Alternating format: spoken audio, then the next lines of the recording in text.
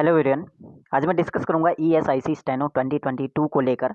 आपके जितने भी डाउट्स हैं उन्हें, इसके बाद भी आपका कोई डाउट्स अगर रह जाता है तो बिल्कुल आप कमेंट सेक्शन पूछ सकते हो या फिर टेलीग्राम पे। ठीक है, तो कोशिश करूंगा सभी डाउट्स क्लियर करने की। सबसे पहले यहाँ पे क्वेश्चन पूछा हुआ था कि क्या हम एक पोस्ट से ज़्यादा अप्लाई कर सकते हो। बिल्कुल, तीनों पोस्ट के लिए भी आप अप्लाई कर सकते हो, यानी तीन फॉर्म आप फिल कर सकते हो इस एग्ज़ाम के। और चाहे वो यूडीसी हो, स्टेनो हो, उसके लिए एज आपकी 27 होनी चाहिए 15 फेब तक, और आपका 25 ईयर होना चाहिए आपका एमटीएस के लिए भी। पहला क्वेश्चन जिसका भी था ये। सेकंड है कि एग्जाम इसका कब तक हो सकता है, तो एग्जाम डेट आपका 15 फरवरी अगर इसकी लास्ट डेट हो, आप एग्जाम लेते हुए चलो कि अप्रैल मई तक चांस है कि इसका एग्जाम आपका प्री एग्जाम हो जाए। इसका पूरा प्रोसेस भी पूछा था कि कितना टाइम इसमें लगेगा पूरा ज्वाइनिंग तक का, तो आप लेते हुए चलो कि आपका 1 ईयर तो आपका लग जाता है। ठीक है, 1 ईयर तक चांस है कि आपका पूरा प्रोसेस जो है स्किल से लेकर सिलेक्शन से लेकर पूरा कंप्लीट हो जाए। ठीक है, लास्ट टाइम वाला यहाँ पे कोरोना की वजह से थोड़ा सा वहाँ पे डिले चला था, उसका प्रोसेस बहुत ज़्यादा यहाँ पे ठीक है थोड़ा ज़्यादा चला था, लेकिन इसमें चांस है कि अगर ऐसा कुछ नहीं होता है तो आपका 1 ईयर में कंप्लीट हो जाएगा प्रोसेस।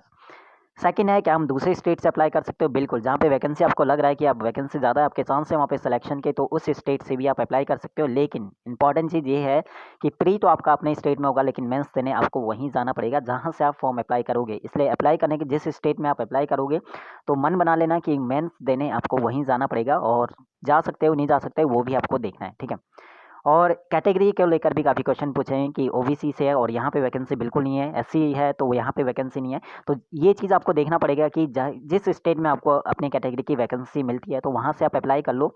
ठीक है, तो बाकी इस कैटेगरी को लेकर भी हम कैटेगरी वाले जो क्वेश्चन है इसे लेकर भी हम दूसरे वीडियो में डिस्कस करेंगे। ठीक है, अगला बात है कि लेवल इसका क्या रहता है, तो लेवल इंग्लिश की बात करें, ईएसआईसी स्टेनो की मैं बात कर रहा हूँ, यूडीसी एमटीएस की बात नहीं कर रहा हूँ। ईएसआईसी स्टेनो को लेकर काफ़ी कम वीडियोस आपको मिलेंगे, स्टेनो को लेकर काफ़ी कम यहाँ पे डिस्कस किया जाता है। ठीक है, तो सबसे पहले मैं, और ये चैनल स्टेनो के लिए ही है तो कहीं न कहीं मैं स्टेनो की बात करूँगा यहाँ पे। लेवल की बात करें तो इंग्लिश का लेवल आपका, और इम्पॉर्टेंट चीज़ यहाँ पे हर सेक्शन के लिए टाइम दिया गया है। इंग्लिश आपका 70 मिनट दिया जाए, 70 मिनट इंग्लिश के लिए आपको मिलेंगे, और 100 क्वेश्चंस वहाँ पे आएँगे। रीजनिंग के लिए 35 मिनट मिलेंगे, और आपका जीके के लिए भी 35 मिनट मिलेंगे। और इसका सेक्शनल कट ऑफ भी यहाँ पे रखा हुआ है, यानी मिनिमम 45% जनरल कैटेगरी और ईडब्ल्यूएसओ को लाना पड़ेगा। और ये सेक्शनल कट ऑफ क्या रहेगी ये मैंने इससे पहले वाली वीडियो में डिस्कस कर लिया, तो इससे पहले की तीनों वीडियो भी देख लेना ईएसआईसी स्टेनो को लेकर। ठीक है, तो काफ़ी डाउट जो भी रह जाएंगे वो वहाँ से भी आपका क्लियर हो जाएगा। तो आपका जो रीजनिंग सेक्शन, एक और इम्पॉर्टेंट चीज़ कि ईएसआईसी वाला जो एग्ज़ाम है वो आईबीपीएस जो है कंडक्ट कराता है, तो कहीं ना कहीं आप रीजनिंग कह सकते हो कि थोड़ा सा बैंकिंग रीजनिंग भी आपको देखने का मिल सकता है। और जीके के लिए जहाँ पे सेक्शनल कट ऑफ आपका 22.50 था, यानी आपका 22.5 नंबर जीके में लाना पड़ेगा। और ये लास्ट ईयर का था सेक्शनल कट ऑफ, इस बार क्या रहता है शायद चेंज करें या फिर नहीं करें, तो 22.5 नंबर आपको 50 में से जीके में लाना पड़ेगा, तभी आप मेंस दे पाओगे। तो जीके में थोड़ा यहाँ पे प्रॉब्लम हो जाती है क्योंकि बैंकिंग रीजनिंग भी आएगा, लेकिन इजी टू मॉडरेट आपका जीके रीजनिंग आपका सेक्शन रहेगा, और जीके आपका। तो आईबीपीएस यहाँ पे एग्जाम कंडक्ट कर रहा है, तो कहीं ना कहीं लेते हुए चलो कि यहाँ पे करंट अफेयर्स का भी 50% आप लेते हुए चलो कि करंट अफेयर्स आपका पूछा जाएगा। और करंट अफेयर्स आपको 4 to 5 मंथ्स का लेते हुए चलना है एग्जाम से पहले का, जैसे आपका बैंक में पूछा जाता है। कट ऑफ की बात करें तो लास्ट ईयर की कट ऑफ मैंने डिस्कस की है, हर स्टेट की अलग अलग कट ऑफ जाती है, और ये कट ऑफ मैंने डिस्कस किया इससे पहले वाली वीडियो में। तो सबसे मिनिमम आपकी कट ऑफ गई थी 96.50, वो है एमपी की, और एक तेलंगाना की फिर 97 गई थी।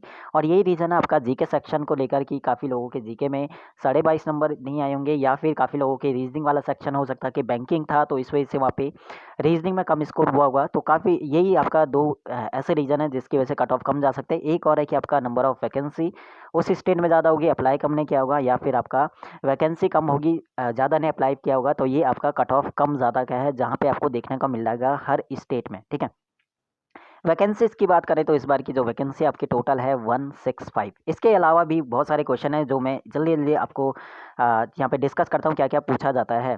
ठीक है, तो सबसे पहले यहाँ पे कि आप दूसरे स्टेट से भी अप्लाई कर सकते हो। नंबर 1 जीके के ऊपर में डिस्कस किया कि 50% करंट अफेयर्स आ सकता है, क्योंकि आईबीपीएस एग्जाम यहाँ पे कंडक्ट करा रहा है। बैंक का लेवल आपका रहा है देखने को मिल सकता है। अब बात करते हैं 15 फरवरी तक एग्जाम का फॉर्म भरने की लास्ट डेट होगी, तो कहीं ना कहीं एग्जाम 15 फरवरी तक आपका टाइम है कि जो भी आपके डाउट्स हैं वो आप पूछ सकते हो।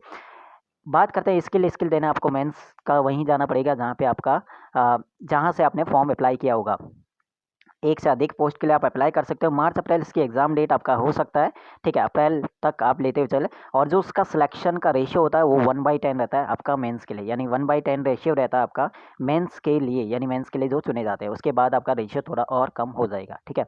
लास्ट टाइम वाला जो फॉर्म आया था आपका लगभग 2019 में आया था, 2 साल पहले क्या आया था, और ये आपका 2 साल बाद आ रहा है। बाकी रीजनिंग आपका बैंकिंग थोड़ा हो सकता है, तो प्रिपरेशन लेते हुए करते हुए चलना पड़ेगा रीजनिंग वाले सेक्शन। तो जितने भी डाउट्स थे मैंने कोशिश करी कि यहाँ पे कि क्लियर हो जाए आपके डाउट्स, जो भी काफ़ी क्वेश्चन इस टाइप से पूछे हुए थे।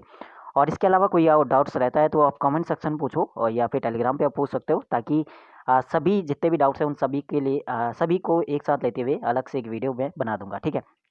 बाकी लाइक करने के लिए मैं बोलता नहीं हूँ कि आप लाइक करो वीडियो को। अगर इन्फॉर्मेटिव आपको लगी वीडियो तो आप लाइक कर सकते हो, और क्वेश्चन से आपका कोई डाउट है तो आप कमेंट सेक्शन में पूछ सकते हो। बाकी इसके अलावा रीजनिंग को लेकर मैं अलग से यहाँ पे एक बैच चल रहा है, ठीक है, और जो आपका 1 जनवरी से स्टार्ट हो जाएगा। अगर आपको लगता है कि ठीक है आपकी रीजनिंग ठीक है और आप स्कोर कर लोगे यहाँ पे 90% 100%, तो आप नहीं, तो फिर आप बैच नहीं ज्वाइन नहीं करना चाहते तो कोई नहीं, जो करना चाहता है तो बिल्कुल आप टेलीग्राम ग्रुप का लिंक है, तो टेलीग्राम पे आप बोल सकते हो कि ज्वाइन करना है, तो आपको ज्वाइन कर लिया जाएगा, ठीक है। उसमें आपका टारगेट किया जाएगा ESIC स्टेनो, DSSB स्टेनो वाला और SSC स्टेनो वाला। इसके अलावा जहाँ पे भी आपका रीजनिंग वाला सेक्शन पूछा जाएगा, इसमें इंपॉर्टेंट चीज़ आपका ये रहेगा कि इसमें रीजनिंग के साथ साथ आपका हिंदी भी थोड़ा कवर हम करा दें, हिंदी भी कवर हो जाएगा, क्योंकि 5 डेज़ आपकी रीजनिंग होगी और 2 डेज़ में आपका हिंदी और जीके के यहाँ पे वीकली टारगेट आपको दिया जाएगा, ठीक है। बाकी ऑल द बेस्ट एग्जाम के लिए, और कोई क्वेश्चन हो बिल्कुल आप पूछो कमेंट सेक्शन में यहाँ पे, और जो भी आपका क्वेरीज है इस एग्ज़ाम को लेते हुए, ठीक है।